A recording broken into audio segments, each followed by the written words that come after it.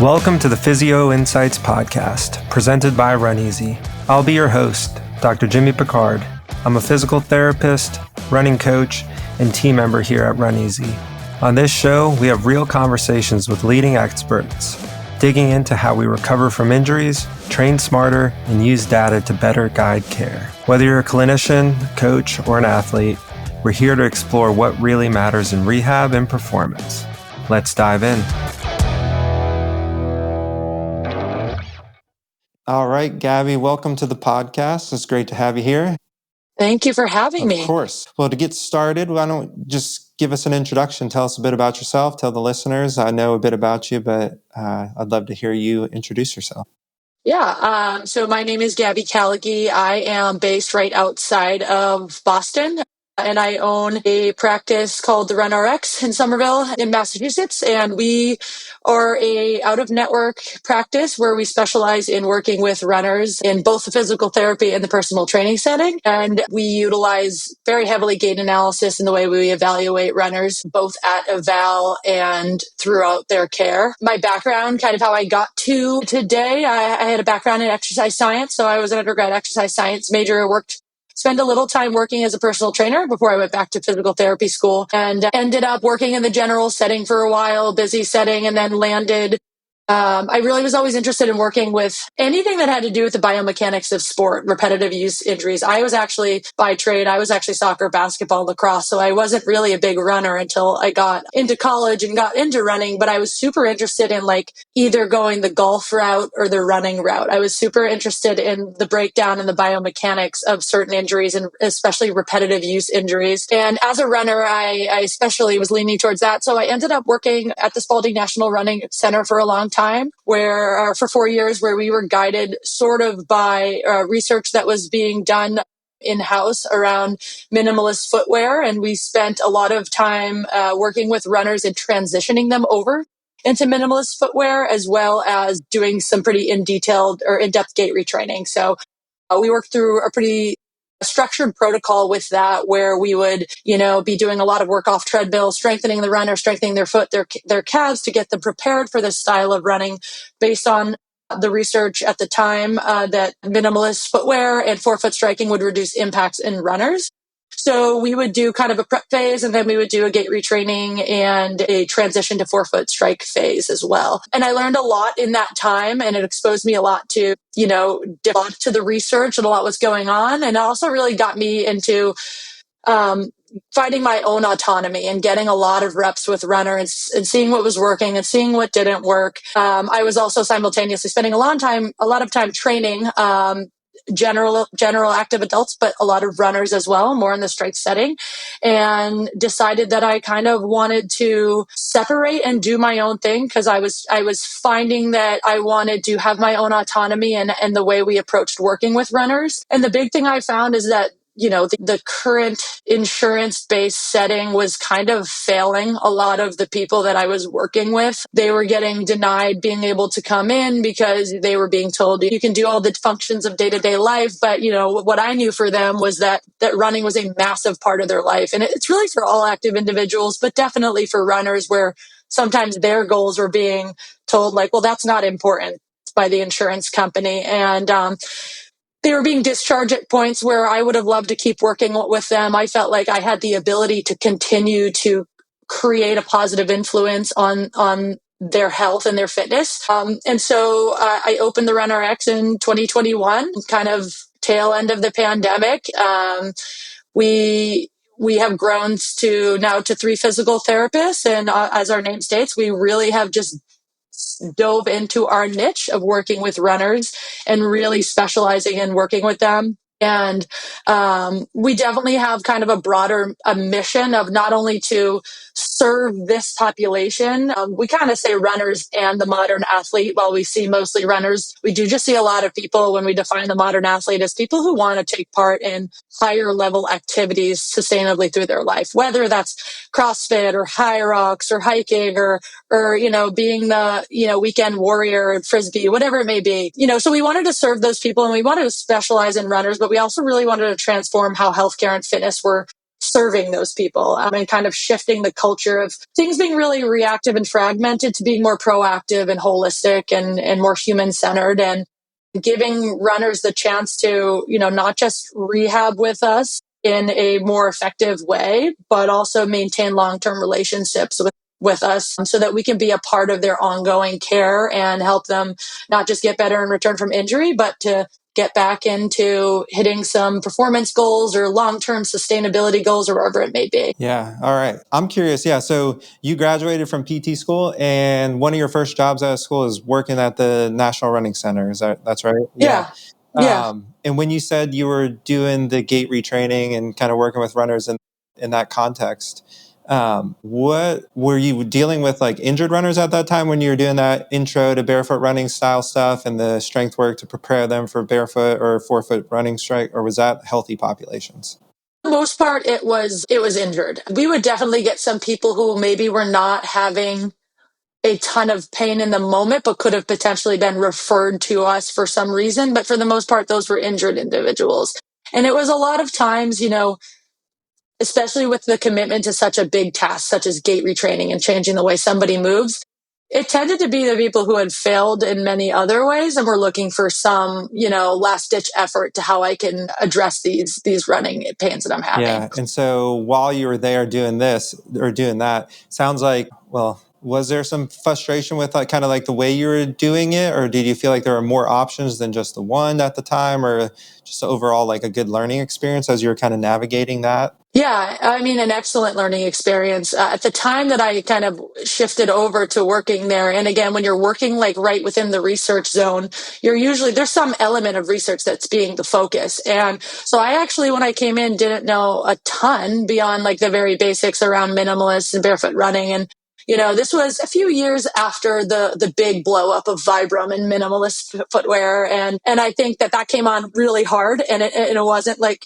I think there was even lawsuits around, Vibram's people were claims, getting yeah. injured because we didn't accommodate our feet to doing this. And everyone just started buying these shoes. But so that's what I knew. And I learned a lot about minimalist footwear and just footwear in general, Yeah. which is always a really, important conversation as part of the larger running injury conversation. But I learned a lot about footwear, and then really a lot about, the motor control and the really clear motor elements of gait retraining and movement retraining for sure. And it was a moment I look back on and I learned so much, but it's funny how much I've shifted since in my perspective on how much and should we gait retrain, as well as my perspective on, where people should land in some of the extreme debates within running physical therapy, like maximalist versus minimalist, forefoot strike versus heel strike. And a lot of it is just like I've digested a lot of the research and been like, we're going to land in the middle somewhere. Yeah.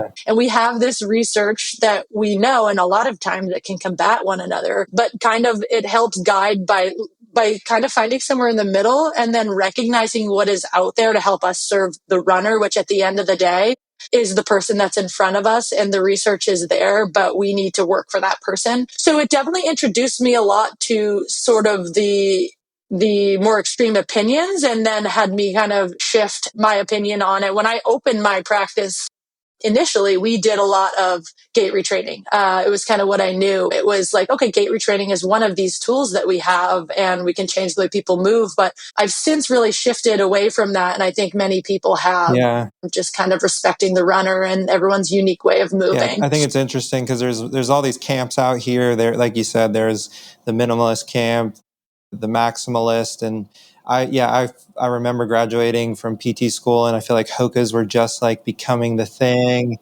And I remember one of my instructors being like, "Just seems like such a bad idea. You have this huge stack. You're going to roll your ankle. Right. What's going to happen?" And then also, the camps between like, when we see somebody run, do we need to change the way they run to help them get out of pain?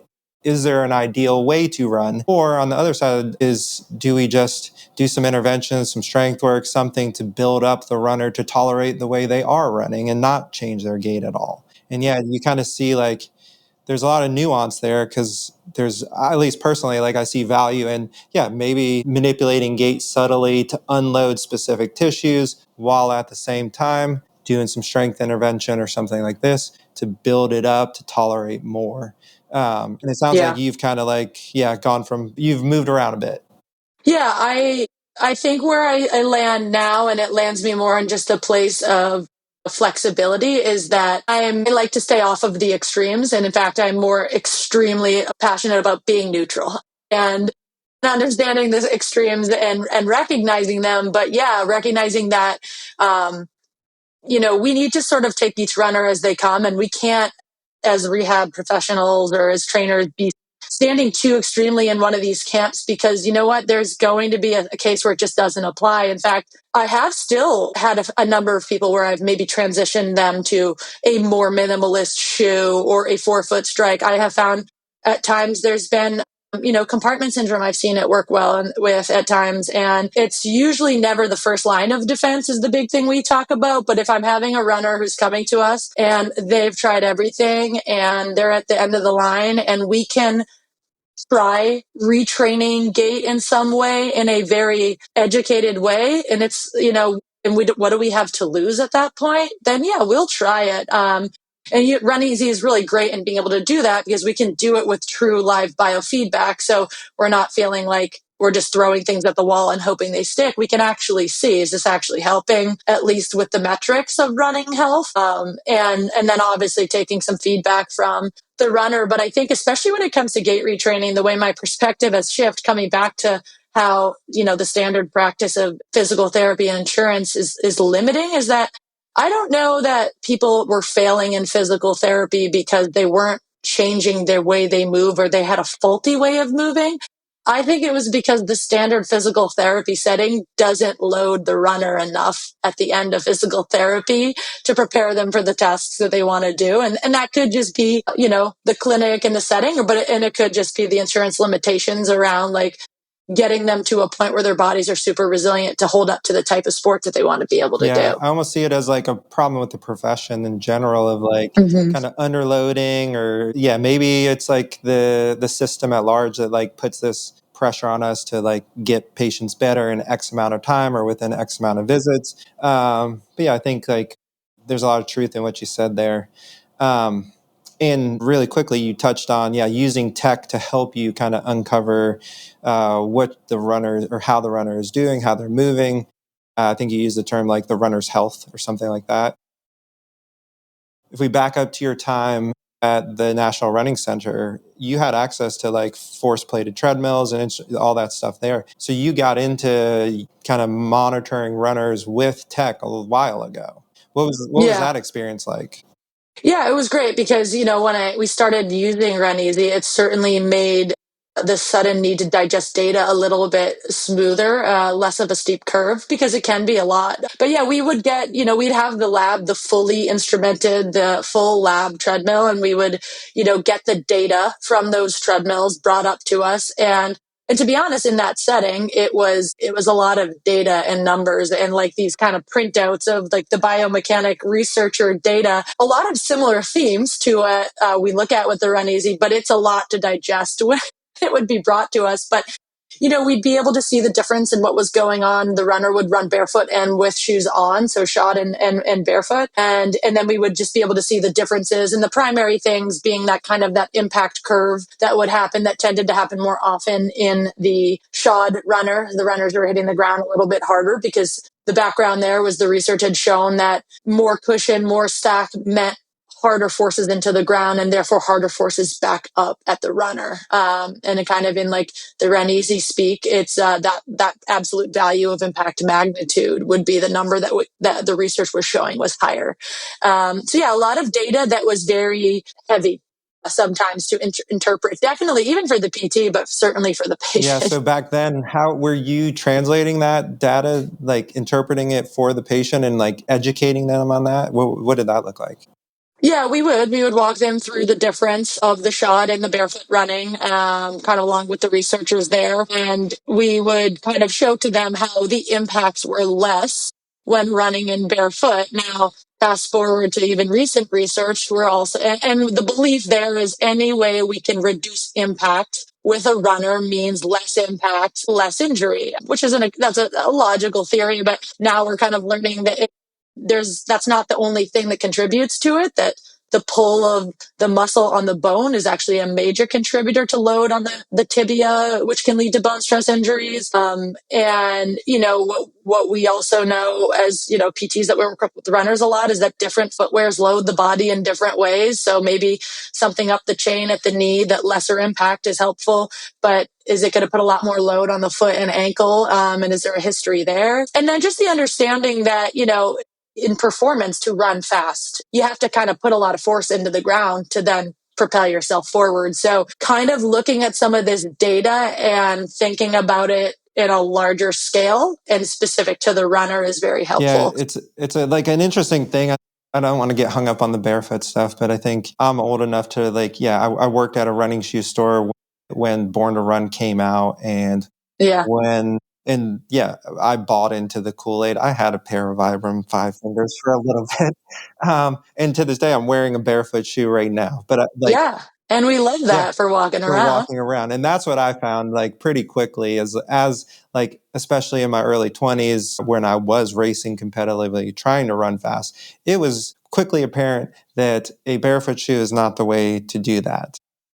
But then, of course, you see these outliers like whoever was the Kenyan marathoner or whatever that won in barefoot in the Olympics. And it's like, okay, there's one person, but I grew up wearing cushioned shoes and all of this. But yeah, I think it goes back to those extremist camps of like, so there's some nuance here. It's like there's both sides of the coin. So then from moving forward in your journey here, it's like you left the National Running Center and went and started your own business. What was that process like? Because that's maybe a little scary. Like, what was that like? It was scary, but it was very energizing. What I can say is that, like many in this profession, it can be a high burnout profession. And honestly, at the point that I opened the business, I was questioning as if this is what I wanted to do. And so, yeah, scary, but honestly, very energizing. And I realized that I wasn't burnt out by the profession so much as I was by the way we were applying what we do. Yeah.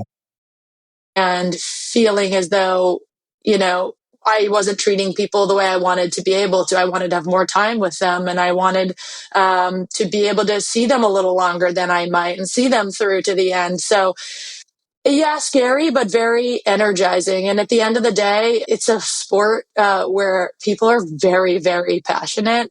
And what I found is the business grew very naturally because there's a lot of people who are really passionate and value this. So they are really value putting the time into staying healthy and having longevity. I think I remember very distinctly one of the very first runners I saw when I started working with runners. And he handed me a book. He gave it to me and I still have it.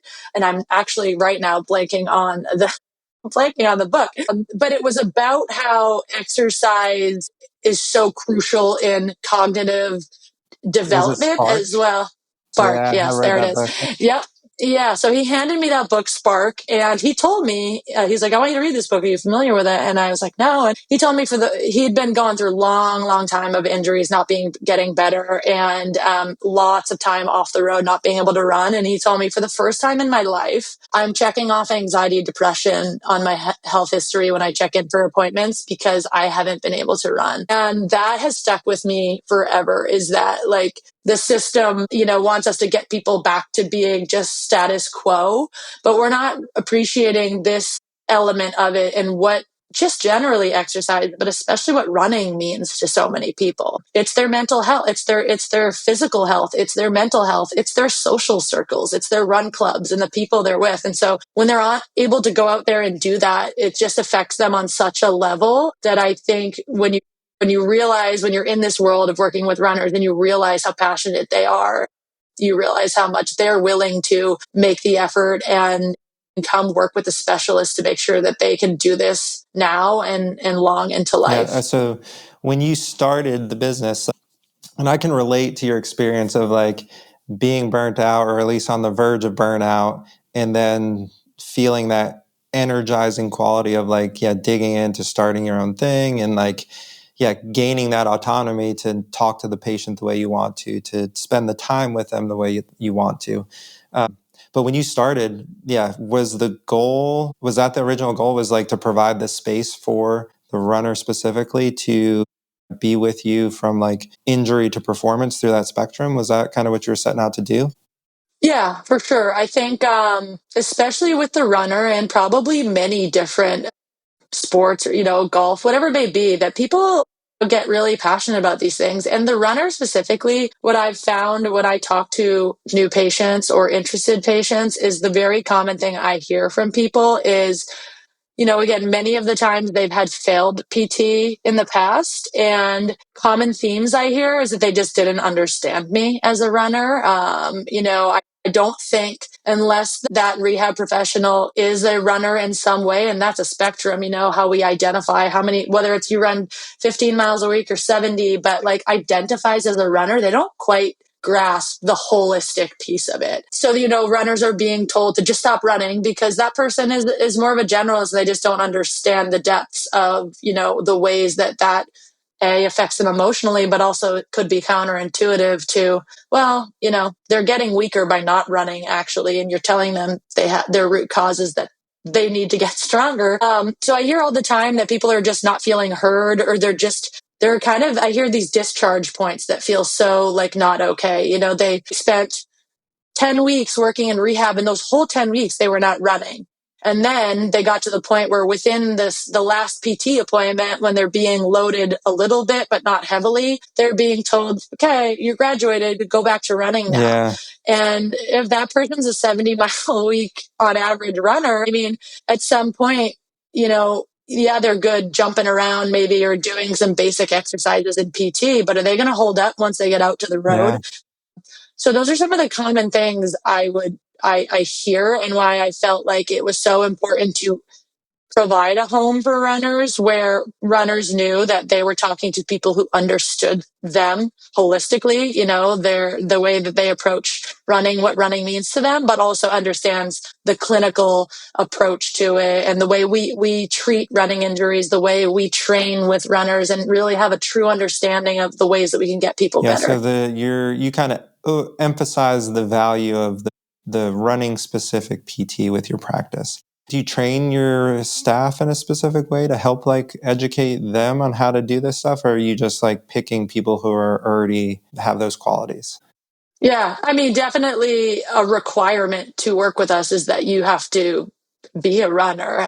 I noticed And again, how on your website, everyone's PRs are listed on there. yeah, I yeah, thought that was cool. yep. Yeah. Yeah, so everyone's PRs are listed, and I've hired before in the past, and if you can't tell me the basics of like what interval training is or a tempo run or what the, measurements are of the track, you probably aren't going to be able to talk to a lot of our people. And again, that's Well, not all runners. and it's hard to understand what the runner's going through if you don't know that. Because like I don't know, I'm sure this is the case with you guys, but like a large part of like my subjective exam is going through their training history and looking at what they've been doing. And yeah, if you don't know what the different training intensities look like, it's hard to interpret that, and it's kind of like meaningless. Or just if to you it feels insane to run 70 miles a week, then how can you truly treat that person holistically and not be like, this person's a little crazy? Like, no, that's nothing. We see that all the time. Whatever. Yep. Well, I get it's it. kind of We got to get you to 70. yeah, it's kind of like when I was in Salt Lake and I'd have like somebody try to consult me for like a climbing specific injury.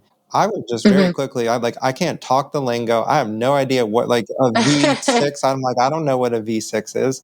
And that patient is not going to do well with me because of that. And Right. so they need to get their climbing specific PTs. And I think like at least my experience with that world is like they understand that, because very like we Yeah. get like normal PT with like a pulley injury is going to get confused pretty quickly. Right. But I think the runners, like maybe it's like we're starting to pick up on that in the running world where like, yes, I need a running specific PT. Where do you feel like we are as a community there? Do you feel like like where runners are starting to value that? They are valuing that? Very much so. I mean, I think again, even when people are looking, when I chose to kind of really niche down to running, that's actually a little scary when That's you're exactly, when opening a you business. said that, I was just flashbacking to like that advice being given to me starting my business and being Yeah. like, are you sure I should do that? Like, I'm just like really limiting myself by doing this. But yeah, keep going. No, it is very scary when you're opening a business to be that niche down. And it's not that if a CrossFitter found me, I wouldn't have them in. I feel very well equipped as a CSCS to work with those people for sure. And especially in the setting we have with the time we have being not limited by insurance. But when I know it pays off is when I've had calls with people where they say, oh my God, I found your website. This is exactly what I've been looking for. And again, we see all runners. So it's not just the 70 miler.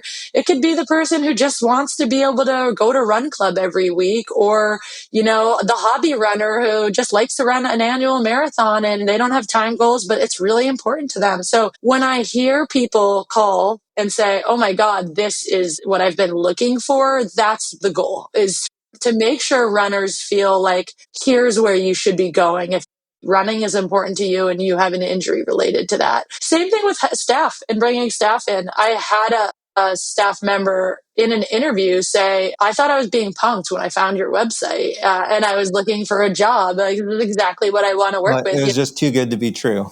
Yeah. And so I think as more and more, there's more and more performance-based settings popping up, and it's no longer unique anymore to just be performance-based. And people have passions in every walk of life. I think finding people that they can resonate with that are specialized to them is only going to help our care for them be much more efficient and holistic. Again, just the way we know to talk to runners. And so, yeah, when I hire, we might need to get some people up to speed a little bit more. Most people are not coming from a setting where they see 95% runners.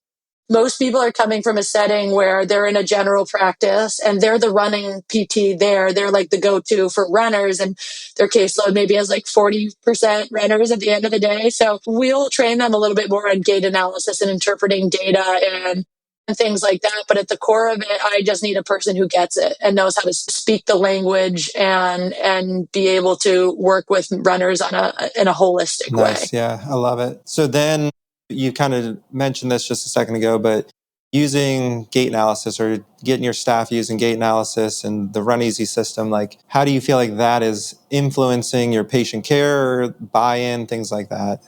Yeah, I've been using RunEasy now for a little over 2 years. And, in the spirit and our mission, we wanted to be the anti-healthcare, the anti-sterile tech, and helpful tech was always something I was on the hunt for. And a lot of it was, it's hard to access. So I spent the first 2+ years not having any tech, and it was really just qualitative video gait analysis. But we started using RunEasy, and it's so helpful in how we both evaluate runners as well as reevaluate, as well as holding ourselves accountable as to seeing change and seeing progress. So, I think we like to, again, as the specialty people working with runners, gait analysis, if it's appropriate, meaning that if they can run physically because they're not in excruciating pain, or we don't believe there's a bone stress injury, we put them on the treadmill and we analyze their gait at the evaluation. That's basically a standard musculoskeletal exam as far as we see it. And so I think using it's very helpful to be able to have it be very digestible to the runner. But for us as the PT, it allows us to kind of break down the information and bring them in collaboratively to talk through the story of what's going on.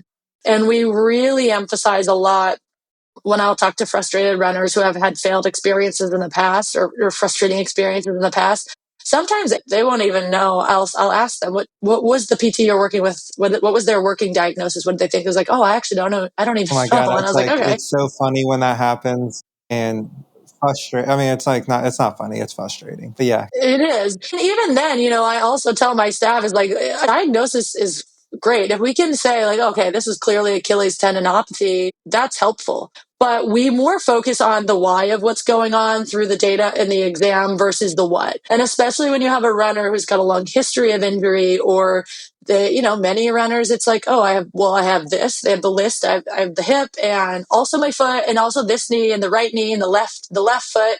And that can feel really overwhelming if your approach is just to be, well, let's work on the foot and let's work on the hip.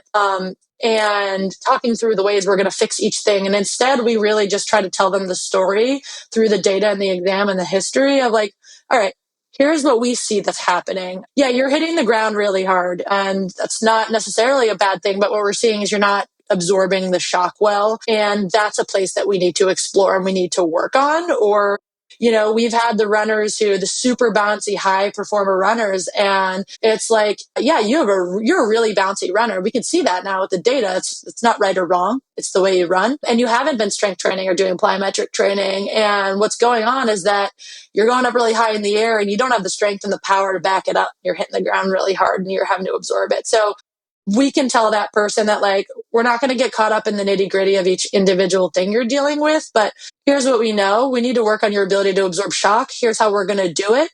And the hope is if we can be consistent with working on this, that ankle, that hip, that all of these things bothering you can start feeling better as we get to the root cause instead of trying to overwhelm with tackling each individual issue. Yeah, so there's like it sounds like you put a lot of value in changing the narrative, or at least like giving structure to the narrative for them. So when they leave like a session, like an eval with you guys, they have a good understanding of what's going on, but like you said, most importantly, why it's going on.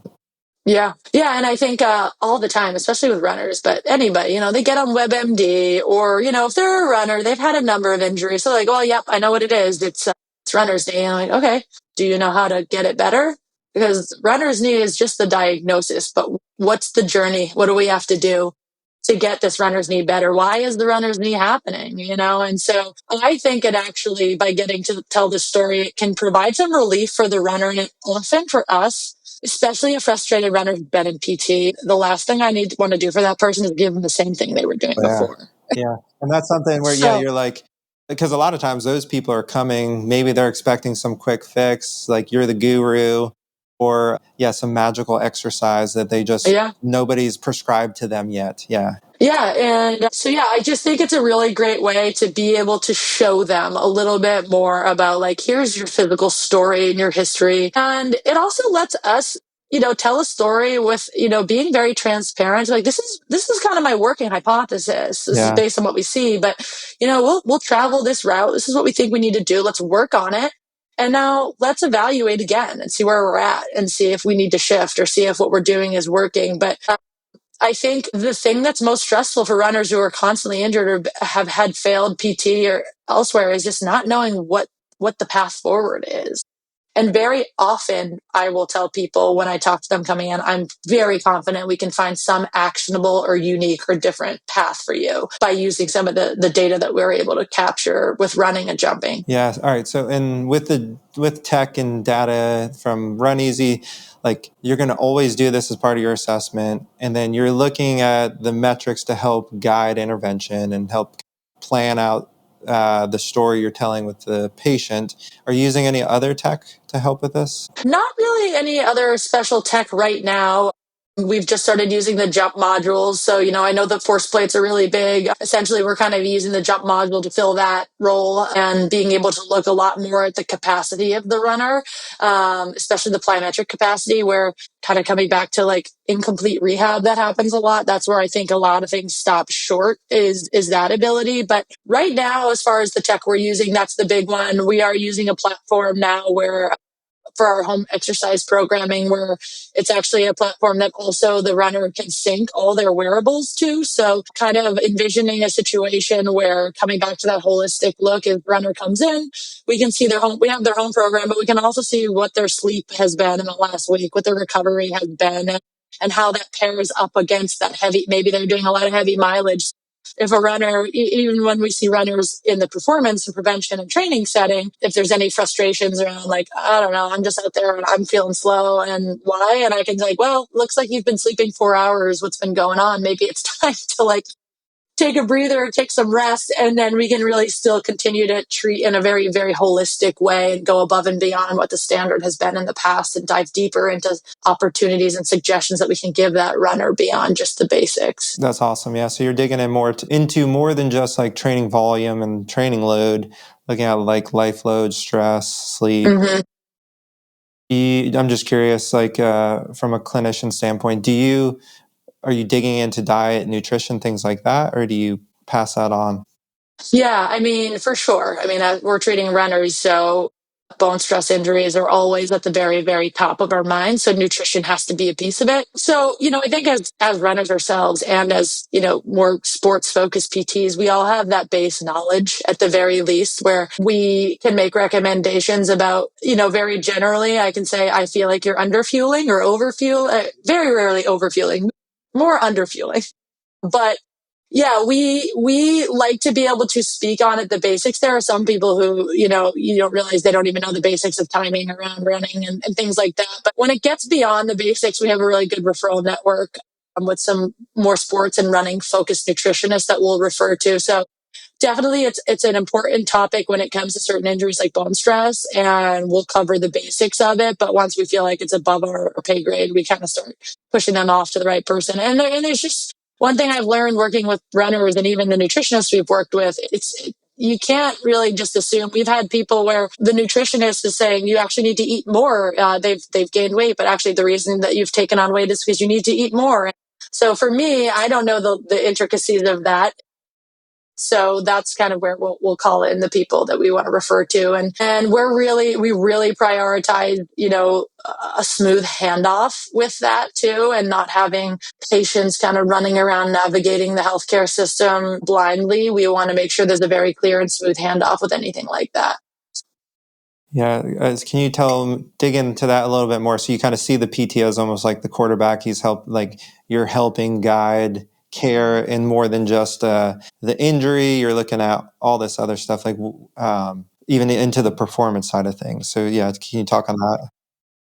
Yeah, for sure. I forget where I heard this, but at some point I heard somebody reference that the PTs are kind of like your primary care provider to orthopedic injury, which I very much agree with. Especially depending on the state, Massachusetts, we do have direct access and we're obviously out of network, so people can access us first. I tell people all the time, especially if they're concerned about even bone stress injury, if I talk to them on the phone and I think maybe it could be that, I think a lot of times based in the standard thought process, they think, oh, I have to go get an x-ray and then an MRI. And I was like, you know what? We're pretty good at figuring out if it's bone or not. Why don't you come see us? And if we think it's that, we're going to put you in the right direction. And even with that, one of the things we really prioritize, this is I find to be a very big gap in running healthcare and just the way this information is being provided is as running PTs, we know the ins and outs of bone stress injuries and the timelines and the expectations. And what we'll find is if runners have gone to a doc that maybe we don't know well or don't work with runners, is that they come back to us with more questions than answers. And so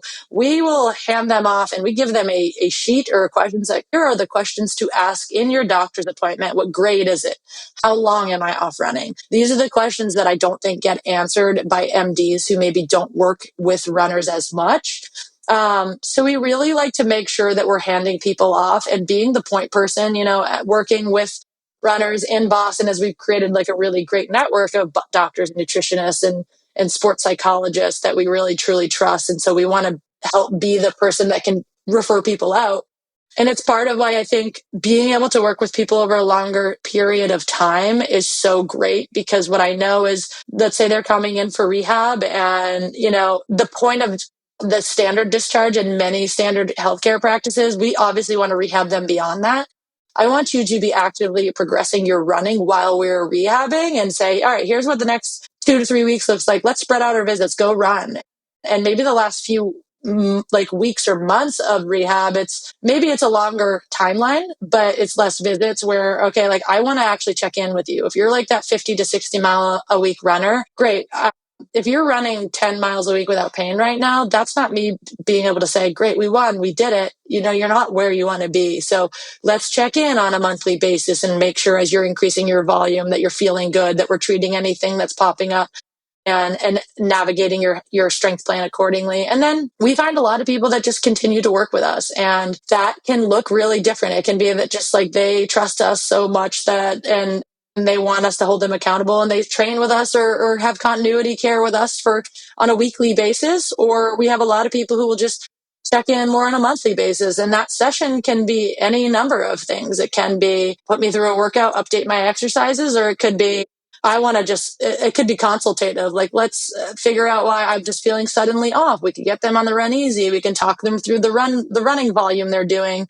And what I found is that our staff has ended up being the go-to person for many of the people who have grown to trust us that when something pops up here or there, they're either getting right in our schedule or they're emailing that person versus going to the primary care or the orthopedic, and we can kind of help whatever's next. Because at the end of the day, you go to the primary, they don't know anything about your orthopedic injury. And then you go to the ortho, and at the end of the day, they probably just end up in our lap anyway. So trying to cut out some of these steps within the healthcare system. Yeah. And it sounds like since you've been in business now 4 years, is that right? Yeah, 4.5 years. 4.5 years. Yeah. It's like you've been able to like build trust in the community and show them that show them the value. It's like, it sounds like you don't even have to, it's not like you're pitching this. It's like they experience it and they want to stick around. It's like you're not having to convince them to stay working with you. They actually want to continue the journey because you've become like that valuable to them. Is that right? Yeah, there's a trust. I think it's a trust thing. I think, they develop a lot of trust in working with us and us celebrating their wins. And, even just going back to working with runners, like it's really great to get a runner back to running without pain. And then what even feels more awesome is like 6 months later when they send you the picture of themselves with the medal at the finish line. It's just a great feeling. And to be able to have influence on that and have them feel like they have a person in their corner that they can go to is really important, that they trust and is kind of like their coach and their go-to. There's a lot of people I think that consume healthcare in a way that they've got this guy and that lady and I've got my massage person and this person and that's a common thing that we see, but we're finding that more and more people who don't necessarily work that way are starting to work that way with us, and that like we're their go-to when something goes awry. I find it very flattering when somebody refers to me as their physical therapist. Like, he's my exactly. physical therapist. It's like, and we love that. Yeah, great feeling. That's the goal. And then, what you just said remind me of a quote I love, which is, a good coach makes you want to have him around, but not need him. A bad coach makes you need him, but not want to have him around. Right, for sure. And we're really big with the way we work with people on empowering people is something we talk about a lot. When we talk about what the end of a rehab phase with us looks like, it looks hard and challenging at the end. And what we talk about internally is like, I actually want that person to be lifting heavier than they did before they came in here so that they don't just leave here with their injury feeling better, but they're empowered with how to access strength training, how to load their bodies. And they leave with that empowerment of like, I was only carrying 5-pound dumbbells doing those lunges, and I've been challenged now to be getting up to the 30s and the 40s. And whether or not we get them under a barbell, we'd love to, but really empowering people and challenging people to push themselves a little harder with the strength training, because I think we know it's beneficial, the physiology of it, but also just the empowerment of it, I think is really great. But you're right. They also, they really rely on us to be able to progress them in a healthy way or guide them into what's next. And they're motivated to go out and push themselves and then they come back and say, all right, cool. I'm doing more than I did before. What else can I work on? So yeah, I think that we definitely resonate with that. We see that a lot. Yeah. And you've brought this up multiple times, this like the discharge process and like getting towards the end of care. And I think off air, we talked a little bit about, how most people get discharged too soon. You brought that up as well. How do you kind of navigate that? Like, when do you feel like, is there objective data you're looking for? Like things in Run Easy? Is there like strength testing? Is there just like subjective report? Like what's helping you kind of guide that process? Yeah, I mean, I think at the base of it, it's, pain is better and I'm back at least 90% to where I want to be. And we'll definitely use the Run Easy to help, especially with, the jumping testing, with considering we're not making major changes to how people run for the most part. Doing the reassessment with the gait analysis is helpful to kind of pick apart and see maybe, great, we worked on that. Here's another thing we can now work on. So it's almost like ability to hit that next tier of a goal. Yeah.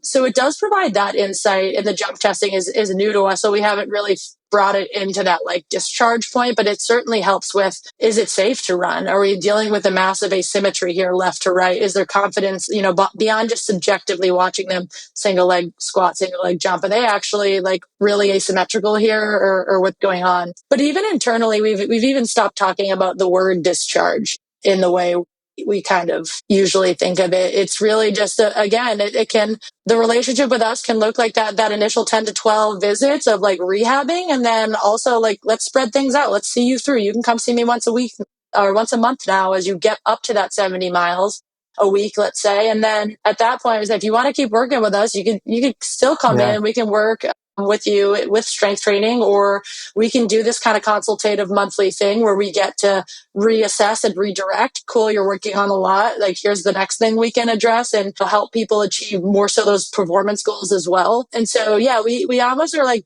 doing away with the idea of a discharge. It's not as clean because of the way we spread it out. Yeah, it sounds more like it's a transition versus a discharge. Yeah. Right? It's like they're there for like, they're essentially there for life, it sounds like, right? And then if we circle back to like, we briefly touched on this with like camps of gait analysis. I am just curious of like because you started from the extreme or like learning under that extreme of like minimalism and barefoot running, manipulating gait, changing gait to help a runner get out of pain. You said you're more in the middle now, but like what actually does that look like? Yeah, we don't lead with it. I would say, that being said, the gait analysis is still really helpful in understanding ways we can implement things in the strength exercise and mobility world. And it's helpful for us to just gain more insight into the type of runner they are. Are they a super bouncy runner? Are they a more grounded runner? So it helps gain insight really more in guide strength and what we're doing exercise wise. And we lead with that, but there are certainly times when we will make tweaks if we feel like it's appropriate. It's usually more things like lean, trunk lean, maybe stride length or foot position under body. Where's foot landing relative to body versus, I always think of when we were doing really intense gait retraining, this one runner that I worked with who just had a lot of inversion. She was actually not having pain at the time, but we were just trying to correct that inversion by way of the protocol and try to clean everything up. And I watched the mental breakdown of the frustration of this perfectionist runner who wasn't having pain, but we were spending 30 minutes on the treadmill trying to fix this very nuanced little angle of how she hit the ground. Yeah. And I think it was sending her into a spiral, and it was just kind of like, this really worth it? And it kind of it goes back to like what you're talking about with how you work with your runners and changing this narrative. It's like when the focus becomes something like that story gets like ingrained in the runner's head. Yeah, and then they're spiraling. And there's a very certain type of personality many runners take, which is like a type A personality. Yeah. And so, that can be frustrating. But so we steer clear of any sort of major like transverse plane, rotational changes. I'm not making cues or changes around pelvic drop when you cannot feel that. I have to slow it down to super slow-mo for you to see what's happening. Great. That can be just part of how you run. And also let's hit you some serious side planks and lateral hip loading and single leg stability and single leg motor control. And if you're doing that all really well, then I'm not concerned so much what's going on with the qualitative look at it. So things like where foot land, forward lean, we work a lot with the perinatal population. And so there can be some really clear changes around posture with running with them where they're really hyperextended because of either being pregnant or being postpartum and how that pressure management can work. So those types of people, we may make slight changes to where we're like, kind of just let's get your ribs down over you a little bit more, get your feet under you, versus the Olympic trial qualifier who is running super, super fast and he's hyperextended. What am I going to do? He's running as efficiently as possible. I'm not going in and trying to fix what's not broken over there. So there are certainly moments where we could use it, but it's certainly not our first line of defense. It's more just like a tool in our toolbox if we want to reach for it. So it sounds like you first and foremost like come at it with a view of like optimism. You're not like pointing out all these flaws and negative, like you run terribly, you're doing this really badly and trying to change it. Is that right? Yeah, for sure. I think I always reference like the idea of Craig's test when I learned it in PT school, measuring anteversion, or like, why are we measuring something we can't change, right? Like, unless I cut off your femur and twist it around, right? I can't change that. And then I realized why we do it. It's because, people are going and consuming fitness or working with professionals that are telling them to point your toes straight ahead and point your knees straight ahead when their body and their structure doesn't allow for it. So it just gives us insight into how that person moves and being able to work around it. And I feel like it was something I struggled with as a clinician early on was that you sound really smart when you do all that other stuff. when you point out all the flaws and you show that you tell them like all these things that we can work on. And I guess it was like an insecurity of mine where I like felt bad about that. I like didn't Yeah. believe that, and I wanted to treat a different way. But I do feel like the PT world has like shifted as well and is embracing, and we're more accepting of like the role of Yeah. like, as like Greg Lehman would say, like movement optimism. There's more than one right Yeah. way. Yeah, for sure. Awesome. Yeah, I love to hear that. So, like, what's next for the RunRx? What do you have planned? You've done, sounds like, amazing things out there. Like, is there anything coming down the pipe for you guys?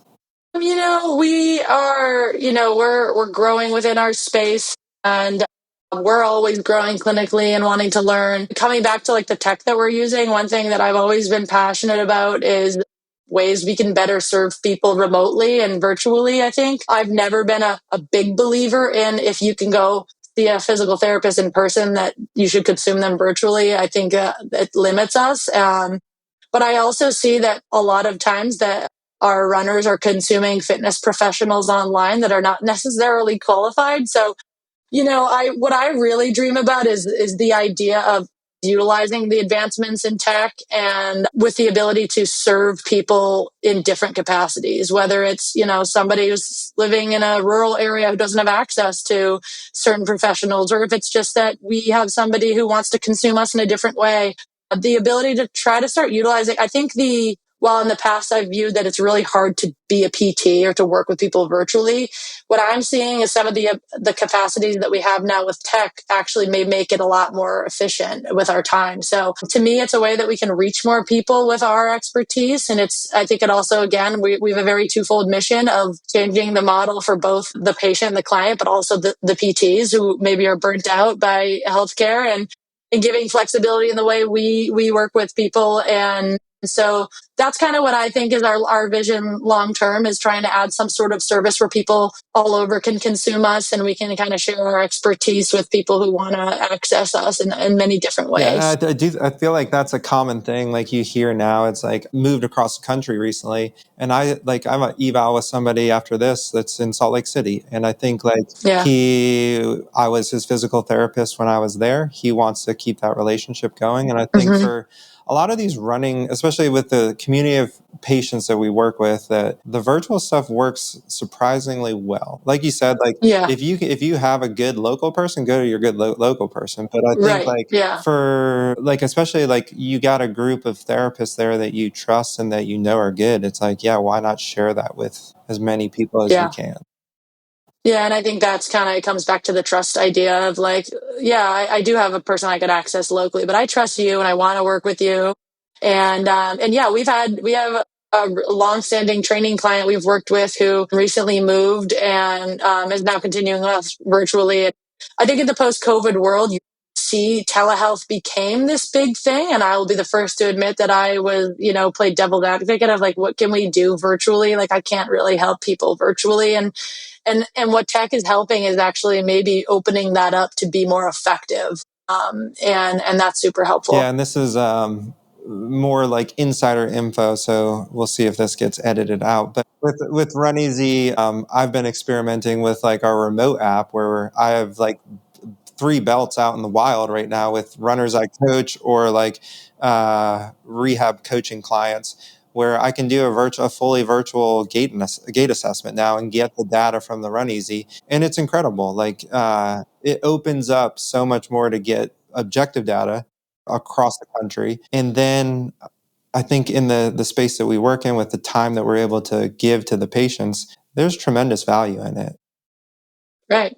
And, even with what we're using, this dashboard that we're using where we're prescribing HEP, but also it can connect people's wearables, is that most people are collecting data on themselves all day, every day in the form of Garmin watches and Aura rings and Apple Health data. So we can find ways to just take all this stuff and put it into a piece of paper for me. Like I can have a way more effective session with you. I can really know how to update your programming or update what you're doing based on that. So I hope it opens up a window where that people all over can access the person they trust most, whether they're local or whether they're not. It's funny. In a way, it sounds a bit like grandiose, but I think it's like, it's not really. You see concierge medicine going this way with like doctors being on call and like doing more virtual stuff?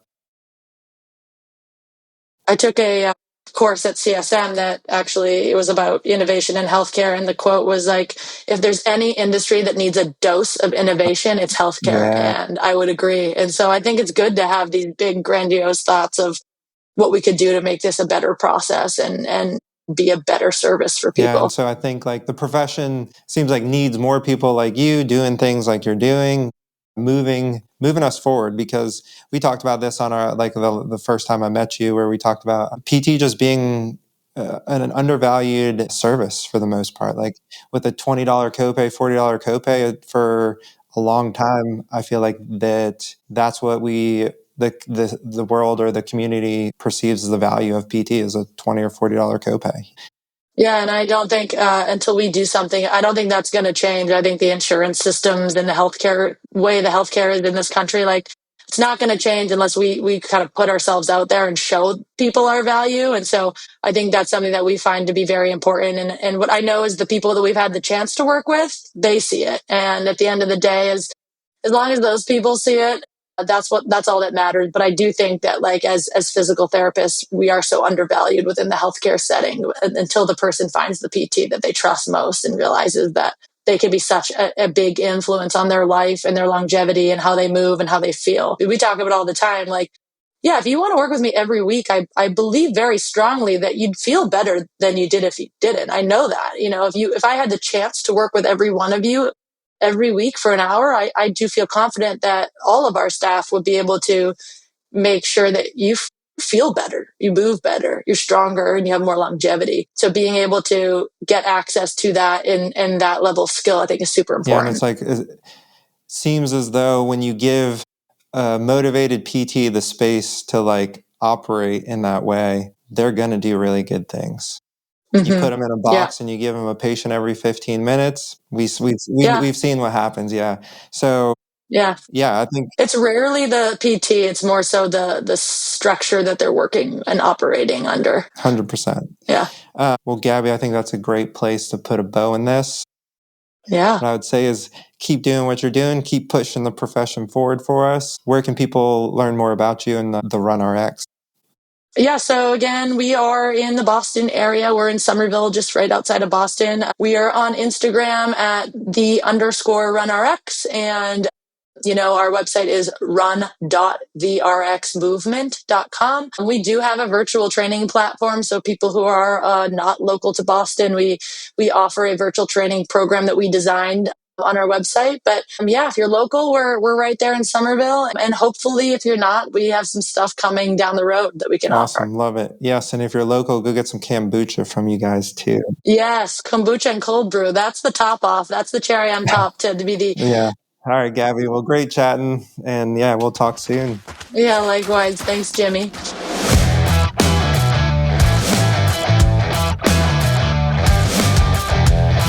That's it for today on the Physio Insights podcast, presented by RunEasy. Would you like to share an interesting case, insight, or have a thought about the podcast? Comment below, and don't forget to follow us for more episodes.